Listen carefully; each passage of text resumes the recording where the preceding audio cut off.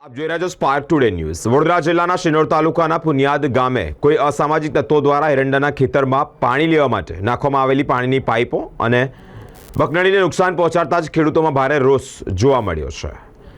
તે અંગેની જાણ ખેડૂત દ્વારા શિનોર પોલીસને કરતા પોલીસ ઘટનાસ્થળે આવી પહોંચી છે। પંચક્યાસ કરી આગળની કાર્યવાહી હાથ ધરવામાં આવી છે। અમે એરંડાનો પાક કરેલો હતો, તે માટે પાણી લેવા માટે પાઇપ ને બકનળી અમે રોડની ધારેથી પાઇપલાઇન લઈ ગયેલા હતા।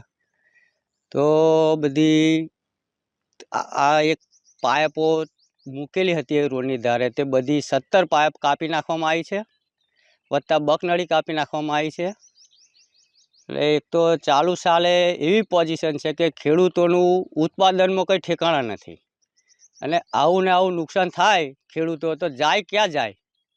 એટલે અમારી એટલી માંગ છે કે પોલીસ જરા કડક કાર્યવાહી કરે।